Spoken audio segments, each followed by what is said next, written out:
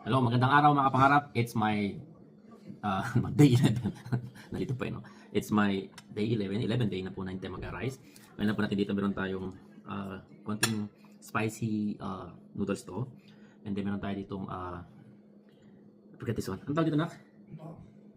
Seaweeds. Yan, there you go, seaweeds. And meron tayo ditong sabaw lang po. Yan, beef soup yan. Then meron tayo ditong one banana. Yan. And then meron ditong pineapple juice. Yung pineapple juice dito para siyang Jollibee. Yung pineapple nila dito. Kakaiba po ito. Nabili ko sa Costco. Masarap po ito mga kapangarap.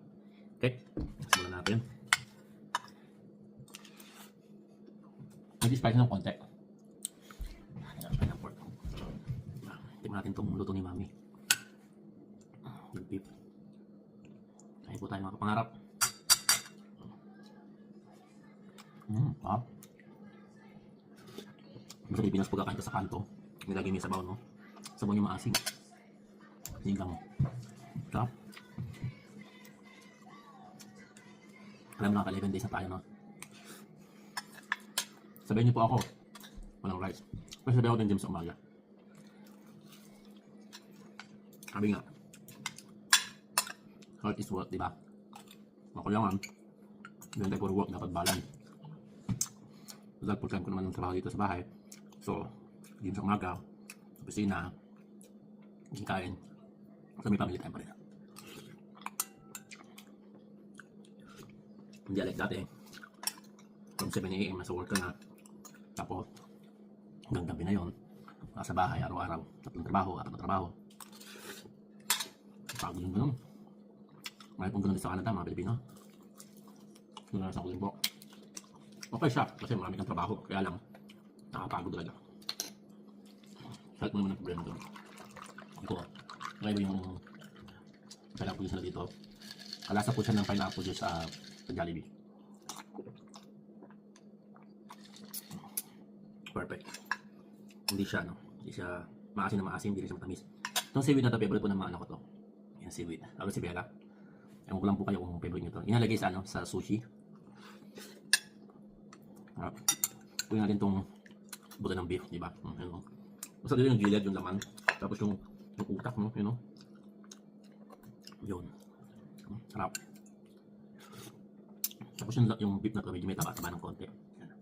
Ayan po yung taba. Kaya pakita ko sa inyo. Ayan o. Ayan, masarap sa beef, no? Tapos ilasaw-saw mo siya sa sili. Ayan, maakang po yung sawi. Okay na siya.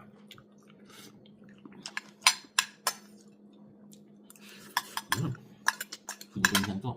Kunti na lang. Nawala-wala na yung ko. Effective. Kasi bilhin ng supplement. Kasi yung natural na pagpapayat. Walang rice, exercise. Kaya pala po consistent tayo. Yung gym na binabayaran ko. Pero mura lang gym dito. Per month, ano lang. $15. So basically, 500 pesos pa lang. A month. Mura na po yung gym na nakuha ko yan. Iba. May promo ko sila. Yung iba po, $30 per month. So, marang nasa 2,000. Ano, 2,000? Mga 1,500. So, 1,800 pesos. Eh, kung sa Pilipinas, kung magkano ng gym dyan. Yung gym na, kung maganda ng gym yun. High class, ano siya. Kaya ito. Kumpara sa gamit. Saka marami din mo pupunta. Kaya pupunta ako sa umaga. Hindi masyadong busy. Kasi pag hapon, after ng work, ng mga tao, punong-puno. Hindi ka na makasingit. Hindi ako sa morning, kasi sila nag-work. Ako naman eh. Sa bahay lang ako nag-work, kaya. Okay. Ito masarap po ako. Yung naman yan, ligid. Sarap yan. Tapos yung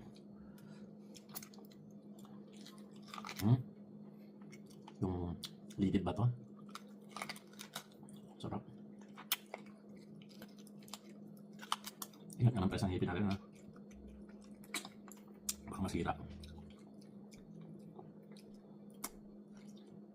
Masarap yung pinukuha mo sa gilid yung ano eh.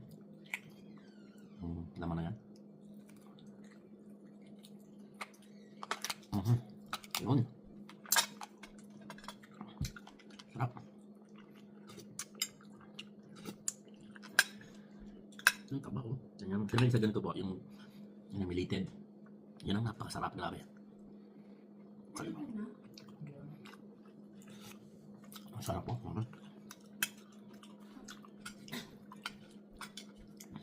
Si Mami gumaan. Regalo lang niya sa sakit eh. Pagaling pa lang siya. Sarap may nagluto mga sabaw. Ang sarap ng sabaw. Ang asin. Ha? Sino luto? Si Harold ba? Ang sarap ba? Good job. Si Harold pa nagluto na to. Very good na. Malak naman magluto. Ang asim. Ang sarap. Tama-tama yung asim sa alat na. Very good. Ha?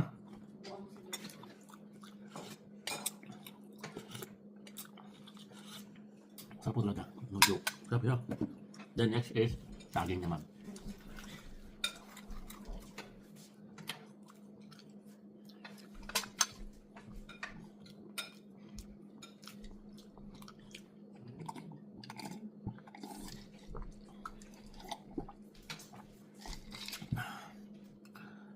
Kaya pala walang rice dito.